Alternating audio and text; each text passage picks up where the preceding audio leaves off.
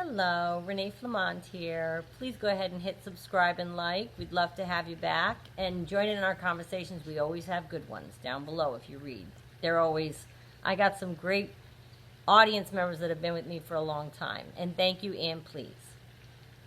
This topic, the reason that I wanted to make this video is it occurred to me that, what is it, honey? Okay, I guess she has an itchy spot. It occurred to me that there are people that won't know the difference between, say, a narcissist and a player. A player is not necessarily a narcissist. If the guy or girl is just a jerk, that doesn't mean they're a narcissist. There are several things that distinguish narcissism.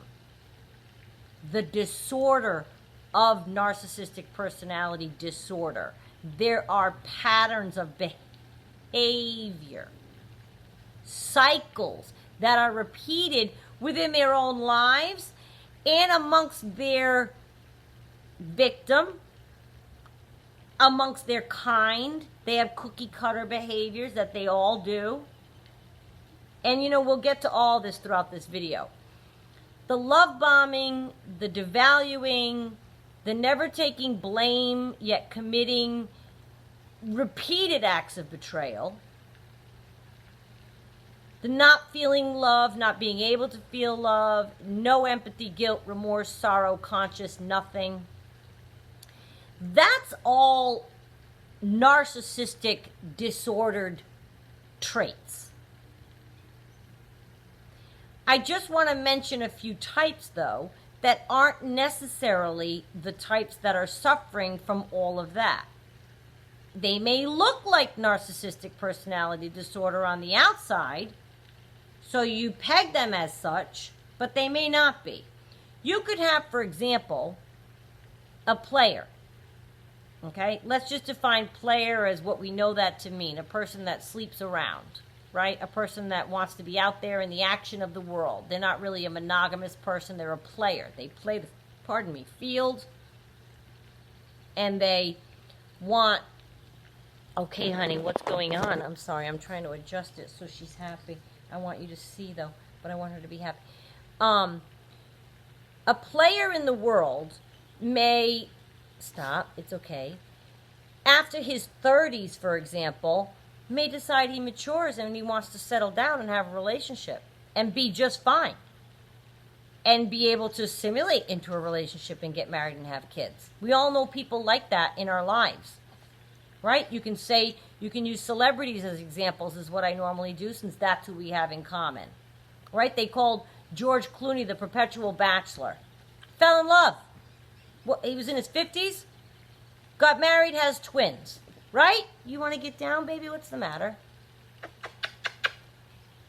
Okay? So, and I'm not saying he was a player, but I'm saying you could have a person like that who's considered this perpetual bachelor, or the word player may be used, but then they settle down. They grew up. That's not a narcissistic person. That's just somebody that took his time to find himself, took his time to mature, didn't fall in love till he was 40, 50, 60. There could be lots of reasons. But when he was playing, he knew he was playing. So maybe he was even polite. But just because he moved from one to another doesn't mean he was devaluing or triangulating or gaslighting or hoovering. He just moves on. There's a difference between being a narcissistic person and somebody who just moves on. Now, how they move on? Well, players can be rude. Maybe they ghost you. Maybe they just fall off the face of the earth. Maybe you don't hear from them again. You wonder why. A lot of things can happen, right? And they move around from one person to another just playing. No harm done. Well, when I say that, they didn't necessarily sell you something as big as the narcissist will in love bombing. They might even act like a jerk sometimes, the player. They don't play in love necessarily to get what they want. They're a little too cocky for that, generally, in my experience, knowing some. It's like a take me or leave me, I'm uninvested in you anyway, is more the vibe. And if you bite, then you're a consenting adult, and no, like I said, no harm, no foul. You kind of know what you're getting when you walk into that. And some girls don't, and they learn the hard way with a player also, when the player ghosts them or doesn't call back or whatever. But the entire devaluation cycle, that's not present. A narcissist, remember, they go at the game completely differently than the apathetic nature of a player, to use that example, because we'll just continue with that example. I'm not saying they're not complimentary, a player. They may be complimentary. Of course they are. They're playing. Of course. But I guarantee you a standard player isn't professing marriage by the salad. He can barely commit to seeing you again.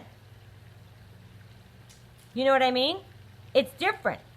Think Samantha Jones in Sex and the City, the quintessential player. She makes no apologies. She owns who she is. She's honest. She's not hurting anybody.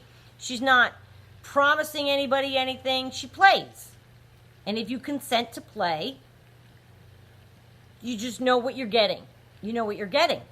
And she lets you know. She doesn't tell people, I love you, I'm in love with you. You don't see her then devaluing them. Do you know what I'm saying? And even if they do lay it on a bit thick to get you where they want to get you, a player, like I said, they don't devalue and the whole rest of it. There's going to probably be no hoovering. When they fall off the planet, they fall off. You'll probably never see them again, the player. They've moved on. They don't feel the need to, they may. See, it's tricky. You got to just keep your eyes open. But there's an entire cycle with the narcissist that's very distinguishable.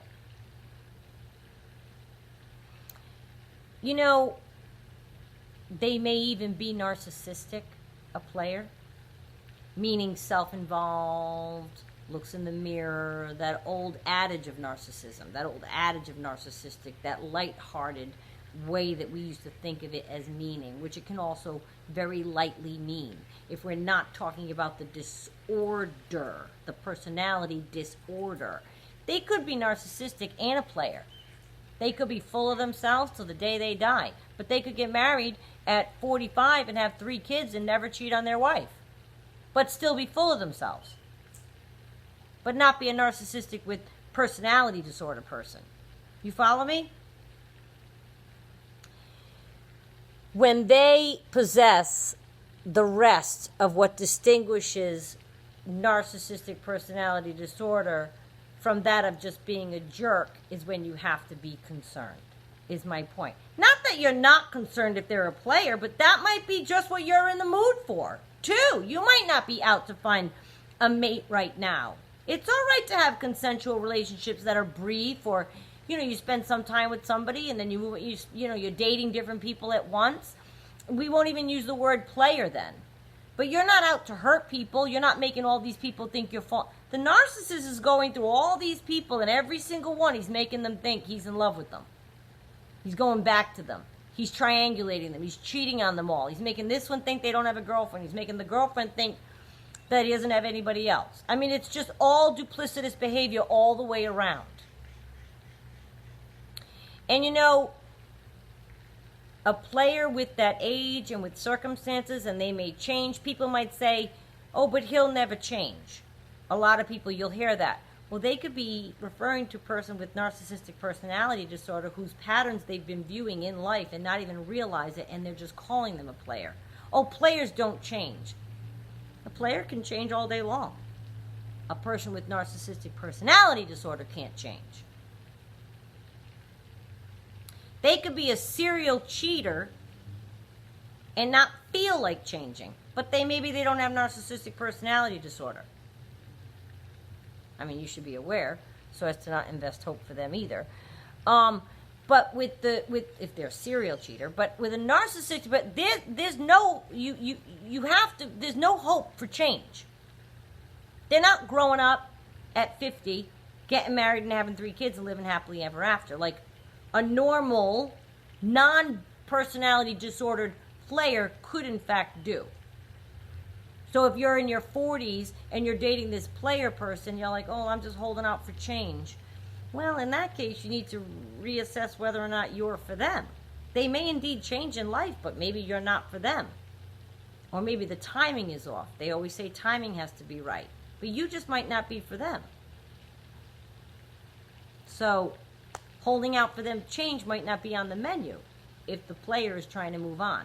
Holding out for change for the person with the narcissistic personality disorder is never going to happen, with or without you, ever. And you know, the reason that I don't want you to invest the hope, continue to invest the hope with the person with the because once you know enough, and if you've been with us long enough, then you should know that that hope is just going to crush you again and again and again. The hope is what crushes you, because it builds you up to have it, and then you're hurt again. And then it builds you up to have hope, and then, do you know what I mean? And you know, you should want someone to see you and love you like you want and deserve. Not if they are indeed someone with this disorder. And you have to assess that. And it doesn't mean you're not careful with a player. Like I said, of course you are. That was just an example I'm using. You proceed with caution. But you know what I'm saying. With a player, if you have your eyes open, you can readily see them a mile away. They make no apologies for themselves either. They're just not as secretive about their behavior as a narcissistic person will be. They're not as manipulative. A player outright, they just might be who they are. And there's nothing wrong with that if they're not hurting anybody and they're being honest with people. Which we know the narcissistic personality disorder person is always dishonest, continually manipulating. And you're getting crushed every time. Another guy, you might get sour, wonder why they stopped calling. But neither you nor them expressed any commitment language. It was well, I'm not sure what it was. We had a couple dates, but where'd he go? I thought we got along great. Right? The narcissist had you married. See the difference?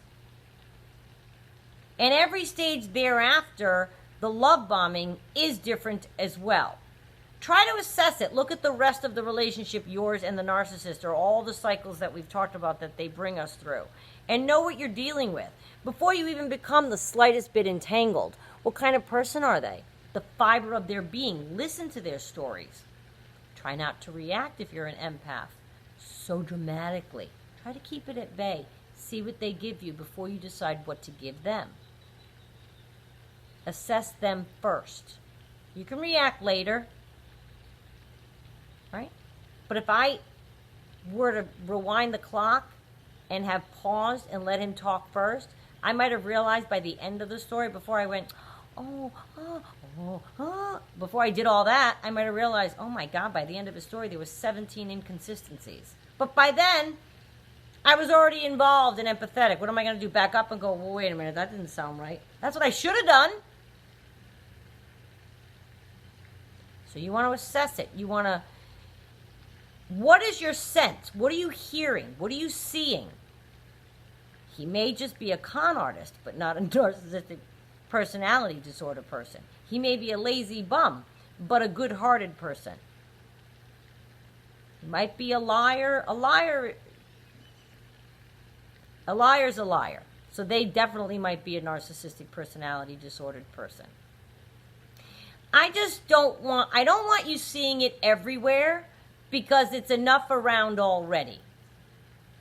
It's okay to get to know people, not judge them too quickly. Give it a chance to see what you think they are first. If you start adding things together, the first chance of which we have is the love bombing, I would run. Why even try? You just met. Well, he knocked me off my feet. He's so charming. Okay, that's what we need to talk about. Very specifically, what did they say to you? When did they say it? How did they say it? What story have they told you? Were them telling you, I love you, I've never met anyone like you, was that coupled with a breakup story they just told you about her being a monster? That's a smearing campaign. They're telling you she's a monster. That's a smear. They're smearing. That's a quality of a narcissist. Not every single person you meet talks about their exes and smears them and tells you bad things. That is a red flag if someone's doing that. It's a red flag if they're love bombing the death out of you. There's a lot of them. A lot of them.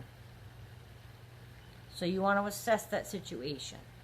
But just because they're playing the field, and that doesn't necessarily mean that they're a narcissist. And I'm not here to call every single bad trait on earth that everybody has. I'm not here to call every single person a narcissist just because they might have 1 or 2 or 5 qualities that a narcissist has. Right? There are all kinds of dysfunctions in this world. And there's a spectrum of dysfunction with this narcissistic personality disorder.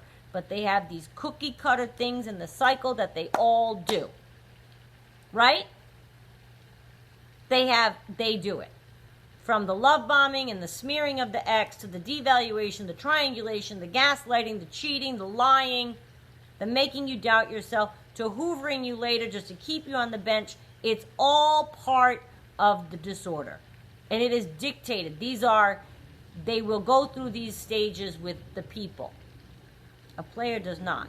Your run-of-the-mill player doesn't go through all that. They're busy. They're on to the next. They're having a fabulous life. If they're choosing that life and owning it. I just want you to be aware, because it's not necessarily every person you meet. I don't want you being like, they said they cheated on their wife. Are they a narcissist? They said no. There's a lot involved in being a narcissist.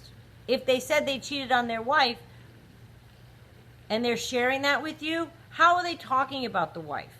Are they saying, I cheated on or their wife cheated on them, or whatever, either way, or them cheating on, but what reason are they giving? My wife cheated on me, but you know what? I wasn't being very nice to her. She deserved better. That doesn't sound like a narcissist. Or I cheated on my wife because I was stupid. I got drunk, I was out with some friends, and I really regret it, and I tore apart my family, and I'll never, ever forgive myself. That doesn't sound like a narcissist.